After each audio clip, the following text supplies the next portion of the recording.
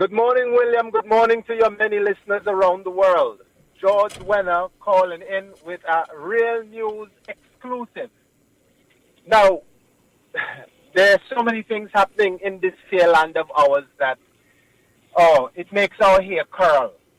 So, under the Ministry of Health, under the stewardship and management of Malwin Joseph, the mismanagement of Sir Malwin of the Ministry of Health has caused a meltdown at the Mount St. John's Hospital.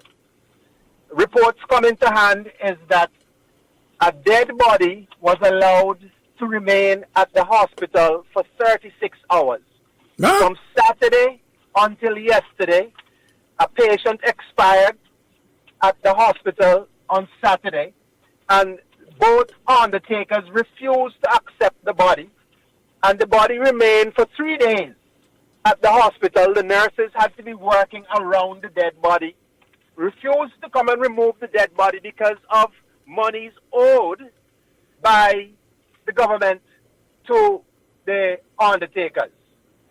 Straffies gave a report that their freezers are full and they need their monies, and besides, Straffies are going through renovations. I don't know if you realize, on St. John Street, Straffies, they moved their office, their administrative office, to a building just opposite the funeral home while they undergo repairs. And Barnes Funeral Home also refused to take the bodies. And then the dead body was just there in the ward, and the nurses had to be working around the dead body. And after the third day, Straffies has been asking the officials at a hospital and the Ministry of Health to provide the warrants for the bodies that they've been holding for years.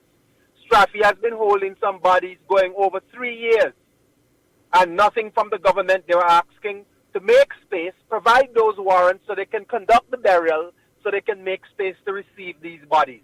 And nothing was forthcoming. And then on the third day, Miss Saunders, had a softening of heart and went and accepted the body, because after 3 days, the body would really cause a little health hazard on the ward. So that's what's happening. We had on the Malwin the liquefaction of bodies in a container, and now we have a situation on the Malwin again, dead body allowed to remain on the ward for 3 days. Wow. Before our undertaker, out of the goodness of the heart, accepted the body. And the problem is the government has a backlog, outstanding arrears owed to both undertakers, the Irving Barnes Funeral Home and Straffy's Funeral Home.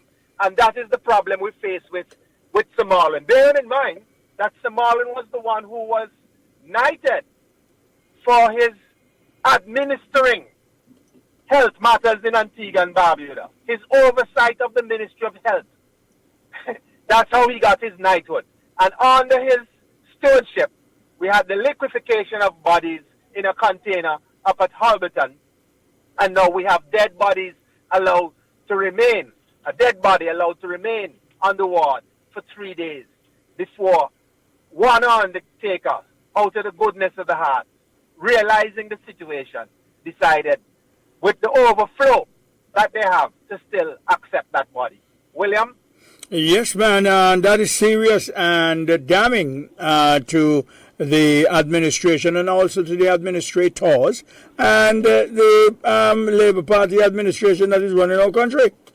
Can you imagine if that body was allowed for a fourth day? The stench? Yes. Flies on the ward. Wow. In addition to the road and problem that they have with the close of the kitchen and the cafeteria. Well, the kitchen, sorry. And all that is happening. What is happening? Have they instituted a board? Is the board functional? No, the board has been run. There's so many issues, and Malwin Joseph should resign. He should resign. The board has been run. If he's not capable, this gentleman, if he's not capable, if he doesn't have that what should we say? Any integrity left. And I found it very hard to associate that word with that gentleman. But if he has any integrity left, he should resign.